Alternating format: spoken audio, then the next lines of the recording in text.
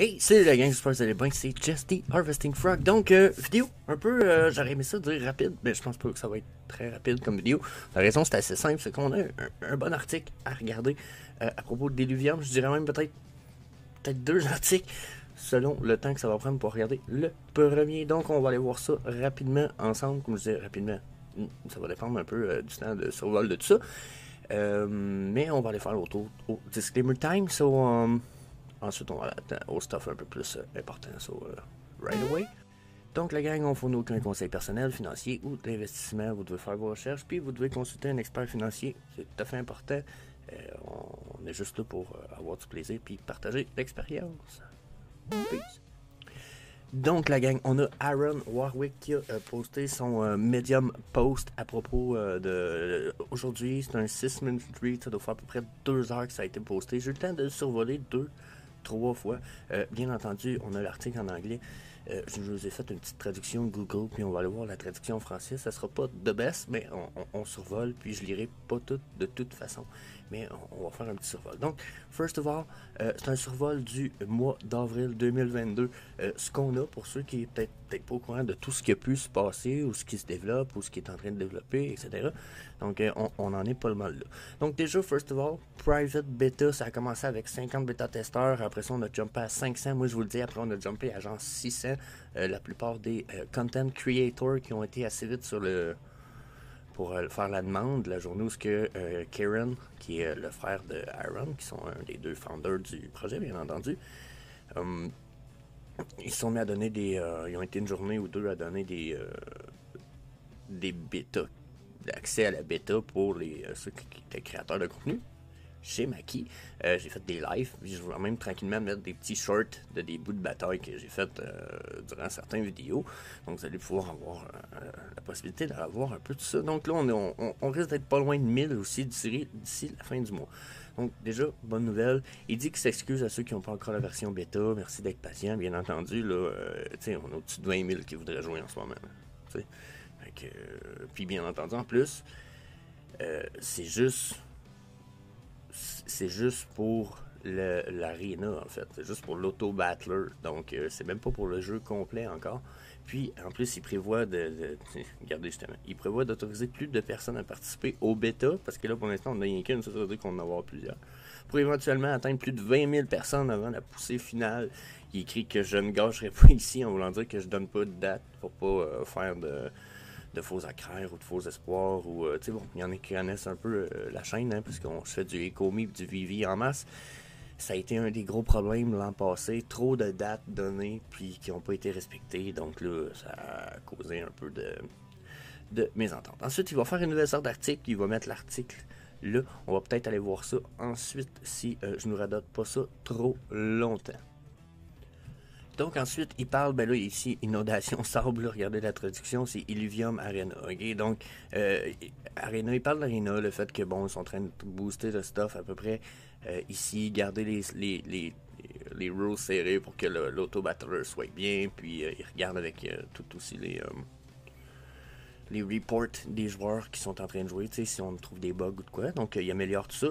Il veut s'assurer qu'il n'y ait pas trop de modes de jeu. Donc, c'est un peu peut-être... Je vais le lire ici. Okay? Il dit, il est toujours préférable que tout le monde joue à quelques modes amusants plutôt qu'à des dizaines de jeux qui perdent leur sens et de l'identité. Donc, il dit, pour nous, cela signifie le survival, qui veut dire, bon, le mode PvE, okay, qui va être le mode en jeu. Il dit le mode Ascendant, qui est le mode eSport Premium, puis le Léviathan pour les gros frappeurs. Donc, je sais pas ce que nécessairement il voudrait dire, peut-être par les gros frappeurs, mais jusqu'à un certain point, d'après moi, c'est pour 3 modes de jeu un peu plus. Toutes les 3 profitables et le fun, mais avec des niveaux de difficulté, puis de compétitivité, en tout cas, plus compétitif d'un niveau à l'autre. Donc, il dit, la nouvelle est que nous créons des versions compétitives de chacun, mais nous en aurons plus de détails le mois prochain. Donc, c'est ça, je dis, traduction Google, pas de best. Donc, plus de détails là-dessus le mois prochain. Les points forts, tout ça, c'est que la sortie de la bêta privée 1 est sortie. Comme je vous dis, j'ai accès à aller voir tout ça. C'est quand même super cool. Il dit la private bêta 2 inclut des mises à jour pour rendre le survival encore meilleur. Donc là, le mode survie, en ce moment, si je me trompe pas, c'est le mode qu'on a. Ok, le mode de la bêta. Donc, pour le rendre encore mieux, plus d'unités, plus mieux. Donc, tu sais, en anglais, c'est more unit et more better. Pas mal la même affaire finalement, on va dire que vos créatures risquent d'en avoir plus parce que là, on a un nombre limité d'éluviales pour ceux qui ont eu l'occasion de tout simplement juste regarder. Vous allez voir, on a tout le temps les mêmes. On dirait 20 illuviales, on dirait. Là, il nous en manque. On sait qu'il y en a des cools. Là. Ils en ont même sorti un à matin assez nice. Je prends-tu la peine d'aller. Je pense que oui. Ouais, je pense que je vais prendre la peine d'aller sur la page de Iron, justement. Allez vous montrer ça. Je pense que c'est le plus cute illuvial que j'ai eu à date. Je pense que c'est mon préféré. Ah, puis merde, ça marchera pas, c'est ça. C'est qui l'a posté de bon? Ah, je vais-tu vous faire perdre bien du temps, là? Bon, j'ai écrit Karen, pas comme faut. Ah, regardez ça. Ah, il est clean. Il est clean, l'éléphant. C'est ça, les poils de ça. Plus j'ai l'impression qu'ils font exprès pour nous le mettre. Ils ont mis le vidéo style qualité de marde. Je vous dis, c'est sûr, c'est voulu. Parce que quand on va voir les illuviales qui ont des poils ou de quoi, là, je vous dis, la qualité est débile. Puis là, en ce moment, on le regarde, puis la qualité semble quand même bonne. Donc, moi, je vous dis, là, ça risque d'être crazy. Puis, il est cute, le petit. C'est sûr que son cerveau, dans le front, est un peu weird, là, mais. Il reste pas clair, l'éléphant. Donc, je vous dis, ça chompe pas trop là-dessus. Donc, plus unité, plus mieux. J'imagine qu'on va avoir à cette bébé-là. Il dit des nouvelles recrues tirent parti de l'incroyable art pour rapprocher le moteur de combat de la qualité cinématographique, donc augmenter encore la qualité. Puis il dit des dizaines de corrections de bugs axées sur le nettoyage de la dette technologique afin que les nouvelles fonctionnalités soient lancées aussi proprement que possible. Donc, quand même, petit upgrade, l'auto-battler. Puis je peux vous le dire, là, ça roule assez fluide.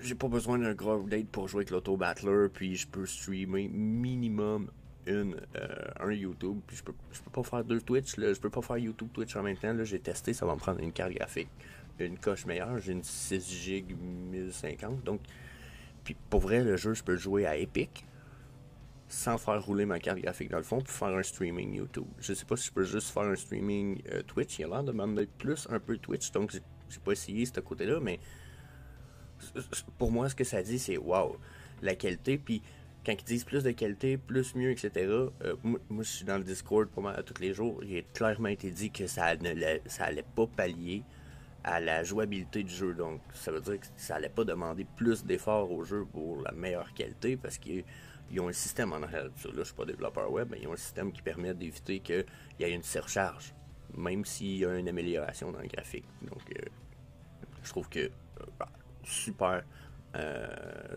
good news pour ceux qui peut-être ont moins de budget. J'en ai vu beaucoup qui n'ont pas des ordi de fou, qui ont juste des petits portables puis qui espèrent pouvoir jouer. Il y a des bonnes chances, Bien entendu, ça va peut-être vous prendre un dock pour votre portable, pas qu'il chauffe, mais c'est possible. Quelqu'un qui aurait un portable comme celui à ma copine, elle joue à fond le caisson, dans le fond, puis elle l'agra jamais. Donc, je suis pas inquiet pantoute pour la plupart d'entre vous. Donc, ensuite, prochaine part, si vous voulez mon avis, est la part que j'attends le plus, ce qu'on va appeler en anglais le Overworld. En français, ils appellent ça Surmonde. Je sais pas s'ils vont garder le même nom quand ils vont nous mettre la traduction dans le jeu, mais peu importe. Oh, désolé, on a un petit... pratique ce nouveau micro-là. Donc, alors que la Private Beta 2 inclut des mises à jour pour le Arena, nous pensons que le Overworld est tout aussi prévu et attendu. Puis, comme je viens de dire, oui, je pense que ça va être une grosse part qui est attendue. Comme Arena, la Private Beta 2 va être polie à 80%.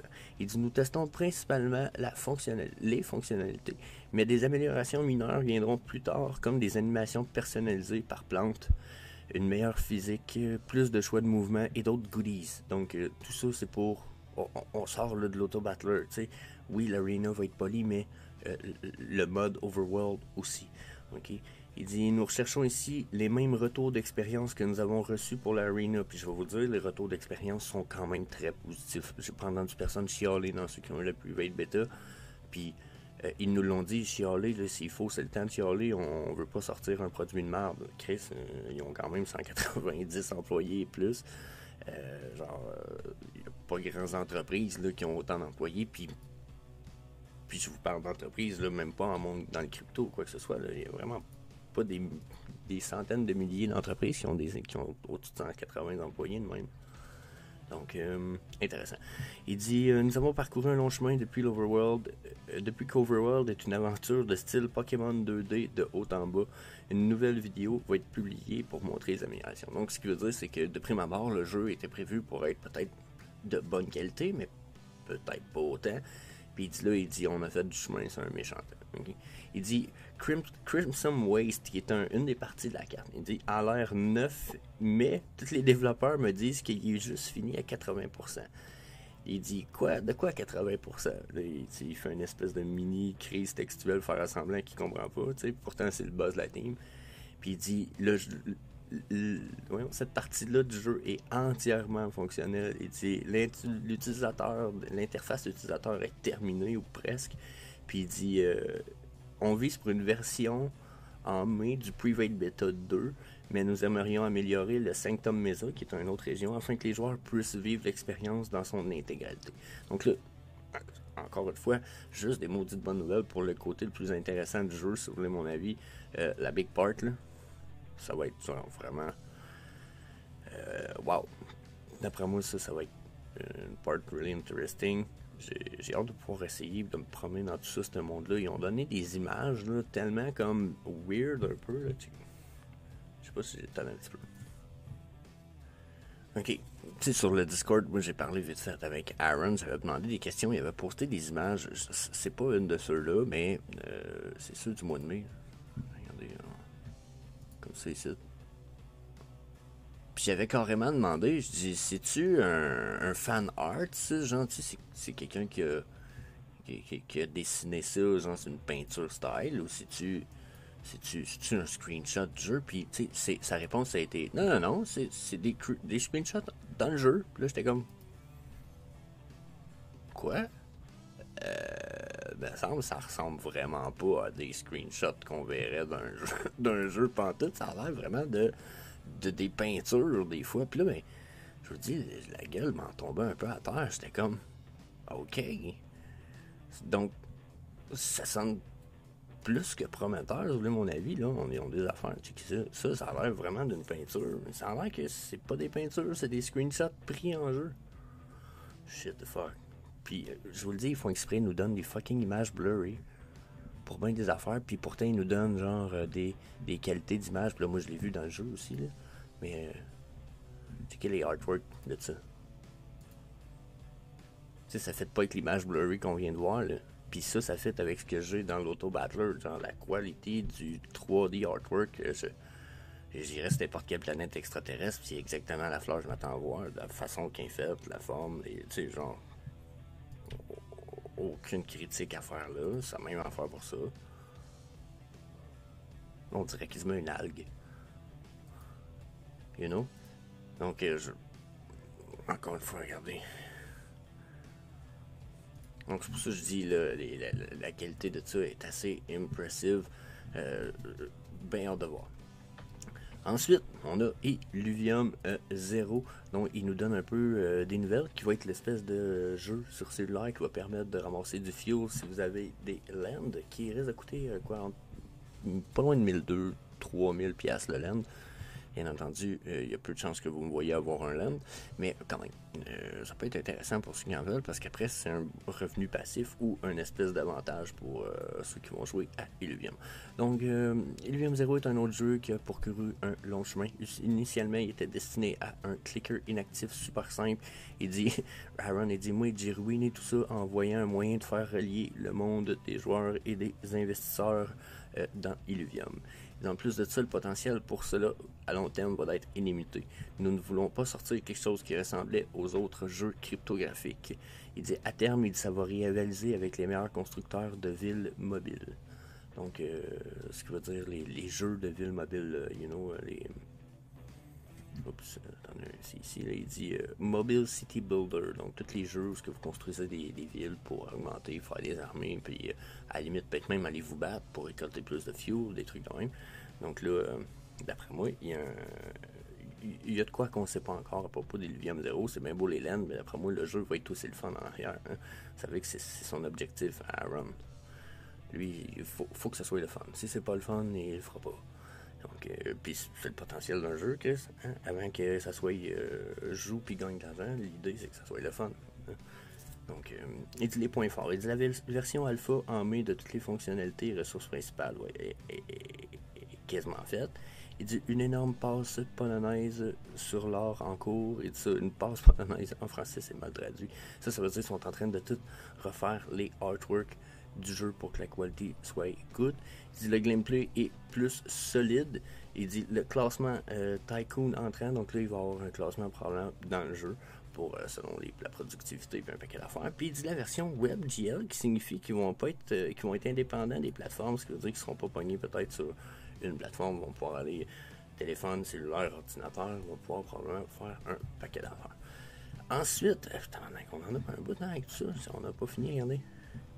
Regardez, on a un petit bout de ça. Fait que, on va continuer, ça va bien bon. J'ai quasiment perdu le fil. Donc, l'Illuvidex va être l'espèce de marketplace. Dans le temps de Pokémon, on avait un Pokédex. Là, ça va être un Illuvidex. Puis en plus, ça va être un marché pour vendre vos Illuvitors et vos NFT. Donc, il dit c'est une des plus grandes applications Web3 de l'écosystème d'Illuvium. Il dit qu'il va grandir au fur et à mesure qu'on va acheter des fonctionnalités nécessaires pour intégrer à diverses pièces du jeu. Il dit l'accent est mis sur l'intégration des lands pour la vente des lands pour le moment, mais ils dit on a commencé à regarder déjà pour intégrer les Illuvitors. Point fort, mais il y a un des deux audits qui est terminé. Les audits, c'est pour s'assurer de la sécurité du système, pas qu'il y ait de hack, etc. Il dit des tests de bout en bout sont en cours, sont encore en train de tester à fond qu'ils sont. Puis il dit essai du fonctionnement prévu pour la mi à la fin mai. En fait, personnellement, j'ai déjà vu qu'ils sont en train de tester un paquet de choses. On a vu certaines images de l'Illuvidex sortir, donc ils sont en phase de test. Okay? La vente des terrains va être... attendez un peu. Donc la vente des terrains va être le 2 juin. Je vais peut-être passer la vente des terrains parce que ça devient compliqué, mais il y a un audit de terminer, un à faire pour la vente des terrains. Le test, les tests sont faits de bout en bout, puis il optimise encore le gas optimization pour que ça coûte le moins cher possible quand on va acheter les lands. Les Illuvitors, il dit, comme pour la vente des terrains, il dit on a divisé ça en une nouvelle section à part entière, comme ça dans les Illuvidex, ils vont avoir comme leur section éventuellement. Il dit les Illuvitors est un autre projet à long terme qui comportera plusieurs phases et nous avons divulgué quelques ressources supplémentaires et les retours. Voyons mon petit rectangle, il fuck un matin. Ouais, c'est ça, il est tout fucké. On va juste faire ça. Nous avons divulgué quelques ressources supplémentaires et les retours ont été phénoménaux sur les Illuvitors et nous amenons le projet des profile pictures, des photos de profil à un autre niveau. Il dit les points forts. Là, je vais y aller en anglais ici. Là. Des fois, je trouve que la traduction est bien faite. Ok, bon. Les artworks sont complétés tranche 3, niveau 3. Je sais pas ce qu'il veut dire par là. Il dit on complète le travail sur la blockchain, puis sous les audits qui requièrent un peu plus de retravail pour le bounding process. Bounding process, probablement que ça veut dire pour le processus de liaison. Donc, bon, hein, probablement s'assurer que tout est bien linké ensemble pour pas qu'il y ait de problème entre les transferts d'informations entre les systèmes. Puis il dit the back-end now takes. On va y retourner en français voir. Il dit le back-end joue désormais un rôle plus important. Il dit nous offrant le premier test fusion orienté client. Donc, pour la prochaine période, on parle pas d'une période, mais pour la prochaine section de l'article, il parle du lanceur de jeu. Donc, le lanceur de jeu, ça va être votre launcher et, bien entendu, un peu un mélange de l'Illuvidex dont on parlait plus haut, qui va être le shop, le magasin. Puis, ils disent que là, bon, le lanceur du jeu étant une grosse partie de tout ça, parce qu'il va permettre de relier les systèmes ensemble, il dit qu'il faut qu'on travaille pour s'assurer que ce soit clean cut, ok? Donc, ils disent, puis il veut s'assurer aussi que vous ayez la même expérience avec la version web, exemple les Ludex, que celle que vous allez avoir sur le jeu. Donc c'est de pourquoi le lanceur du jeu devient très important, surtout pour la private beta, ce qu'on va avoir le monde ouvert. Okay? Donc ils disent la vision à long terme de tout ça est verrouillée.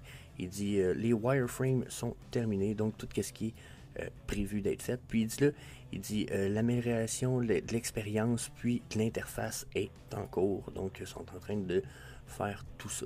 Ensuite, donc, puis il termine tout ça avec les mises à jour générales de ce qui se passe. Il dit l'accent a été mis sur le travail lié au jeu. Donc, pour ce qui est du récit, ça a été un petit peu mis de côté. Pas que l'histoire a été mise de côté parce qu'on sait très bien que c'est dans la tête à Aaron, puis que c'est quand même déjà très très bien entamé, mais ça a été mis un petit peu de côté parce qu'ils ont été mis sur, comme il disait plus haut, ils ont travaillé sur le jeu parce que l'histoire n'est pas nécessaire au jeu pour l'instant, plus qu'en plus elle est déjà très bien avancée, donc ils ont mis ça sur pause pour mettre l'emphase un peu plus ailleurs. Il dit les bios de chaque illuvial est en surmodification en ce moment, donc je sais pas ce qu'il veut dire avec cette traduction de merde là, mais in overdrive, ok. Ce que ça veut dire, c'est que dans le fond, ils sont en train de booster pour que toutes les descriptions de chaque illuvial soient claires, nettes et précises, avec le plus d'informations possible. Il dit ceux-ci vont faire partie de l'Illuvidex. Il dit nous en avons montré quelques-uns, mais chaque illuvial en reçoit un BIOS à lui. Puis ceux-ci et ceux qui sont terminés doivent être mis à jour. Donc, bon, il y en a qui sont, j'imagine, terminés. Ensuite, il nous parle de réaliser le storyboard pour l'intro cinématographique. Donc, ils ont parlé de l'histoire plus haut. Ils ont l'air d'avoir déjà préparé toute leur idée du cinéma, de cinématographique, le planning. Donc, après moi, c'est de ça qu'ils parlent ici. Les traductions sont mal faites un peu, puis... ouais, c'est un peu ça. Dans le fond, ouais, c'est ça. Ok, on va essayer d'y aller en anglais, ça va être plus simple. Donc, le storytelling de l'intro est fait.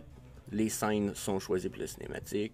Les scènes breakdown ils ont été redacted, ça veut dire que comme qu'est-ce qui est dit durant le texte, ensuite durant la vidéo. Ensuite, il parle des les dialogues dans le jeu pour le ranger puis le drone sont faits. Il dit je pense que vous allez apprécier la dynamique entre votre drone et votre personnage. Ça, j'avoue que c'est de quoi qui risque d'être très drôle parce que on sait que le drone il fait une espèce de bruit de robot, on l'a entendu déjà, c'est pour ceux qui ont fait qui sont dans le Discord. Puis en vrai, ça risque d'être très drôle d'avoir votre robot qui vous répond avec des bruits de robot, mais que ça veut rien dire, mais on risque de comprendre pareil. Donc ça risque d'être assez comique. Il dit le scripting pour le tutoriel du jeu est en jeu. Is on the way. On the way en français, c'est en cours. Okay. Mon anglais est mauvais matin. Puis, Chapter Z. Donc, le tutoriel pour Illuvium 0. Puis là, ben, ils ont commencé la recherche pour un second écrivain. Donc ça veut dire que probablement que il va vouloir que Aaron va vouloir déléguer une bonne partie de l'histoire pour lui donner une ligne conductrice puis le laisser un peu travailler là-dessus pour booster la vitesse de tout ça. On sait que s'il nous part pour la Private Beta numéro 2 fin mai, probablement que juin, juillet, il nous prépare pour le jeu, là, pour la bêta ouverte, là, on va dire. Donc, ça ici, on y retourne ça en français voir. Il dit l'infrastructure. Bon, l'infrastructure de tout ça. Il dit nous avons mis en œuvre des améliorations garantissant davantage la disponibilité de l'ensemble des fonctionnalités actuelles. Tout ça pour dire que finalement, le système fonctionne mieux, plus efficace. Moi, j'ai pas vu de problème dans le jeu à date. Peut-être qu'eux, ils vont aller voir des parties que nous, on n'a pas encore accès. Et nous avons réalisé avec succès les tests concernant les services de base. Donc ça doit avoir rapport avec les Luvidex. Il dit notre réseau de diffusion, puis probablement avec Immutable X aussi. Il dit notre réseau de diffusion de contenu a été mis en production pour la première fois servant des téléchargements binaires pour la private beta. Ouais, j'avoue qu'il a fallu qu'il y ait un serveur, eux autres, fait que ça a dû être mis en production pour qu'on puisse avoir accès au jeu. J'ai remarqué que quand je l'ai downloadé, il y avait quand même 3-4 gigs, je me semble bien, de jeu. Donc, pas un petit jeu. Quand même intéressant. C'est peut-être ça aussi qui permet d'avoir moins de charge graphique si il y a plus de poids, peut-être dans l'ordinateur. Donc, là-dessus, peut-être pas une mauvaise chose. Sur la production, il dit plus de travail sur le nettoyage de notre processus de déploiement pour le rendre robuste. Donc, ça veut dire que ça risque d'être mieux, mais que ça drop, puis mais qu'on ait plus de joueurs qui download puis qui jouent. Il dit nous avons amélioré le release tracker pour garantir l'exactitude des dates et des problèmes traités plus tôt. Je sais même pas ce que c'est un release tracker. C'est une bonne question. Peut-être qu'il y en a qui vont pouvoir me répondre. C'est quoi un release tracker? Vous allez pouvoir aider une couple de personnes. Laissez ça dans les commentaires. Il dit, avant de terminer, il dit nous avons commencé à travailler sur l'intégration des documents techniques avec des documents de conception afin que les principaux contributeurs puissent glaner une value globale. Hein? Il parle de quoi?